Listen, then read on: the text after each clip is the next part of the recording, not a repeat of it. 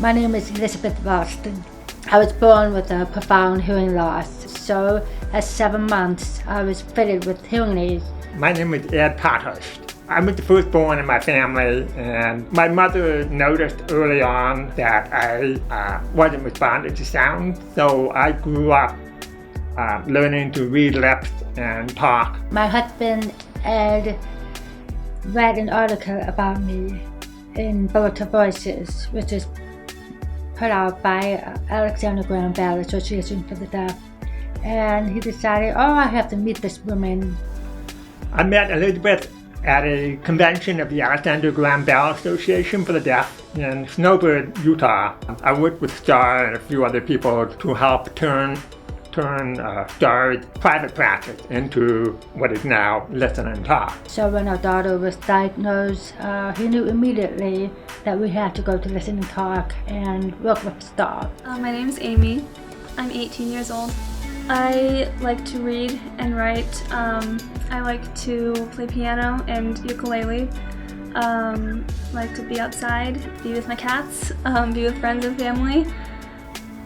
When Amy was born, and a few days later when we had her tested for her hearing and found out that she was deaf, it did come as a big surprise and a shock to Elizabeth and me. My first reaction was, profound grief, of course. But after talking to a close friend of mine about this, this friend was also deaf. She said, she's gonna be fine. And then I realized, she's going to be fine because she has us. I received speech therapy for at least 12 or 15 years. Amy, by contrast, she was a proficient talker, babbling away by the time she was 5 or 6. My life is just what I'm used to, I don't think it's really different from anyone else's. It's just the way that I live and the way I see the world and interact with the world. I've played piano since I was 5 years old. I was invited to play in Hiroshima for the anniversary of the atomic bomb. I played on a piano that survived the bombing, actually, so that was a really powerful experience. We knew that if we had another child, the child would be deaf. We went ahead and Danny came along. I'm Danny. I am 15.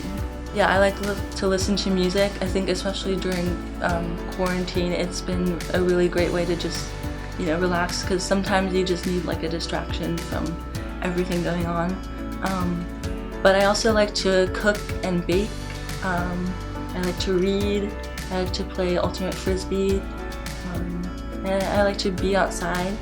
So Star was the one who worked with both of our children, and she was amazing. She had that nurturing instinct and just that air of confidence, like, you know what you're doing, you have the instincts, you know exactly how to raise your child. For my successes, I think, largely I would give credit to my parents. I think they just obviously did a great job raising me, I think.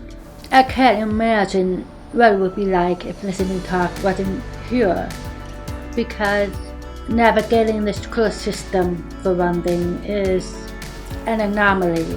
And so having Listen and Talk there to help guide that process is so helpful. So I think having an organization that supports your venturing out into the world of education and social issues for your children and health issues for your children, Listen and Talk can really help guide the direction that you want to go in for your children. And without an organization like Listen and Talk, it would just be much more difficult for anyone to figure out how can I help my child function in the mainstream.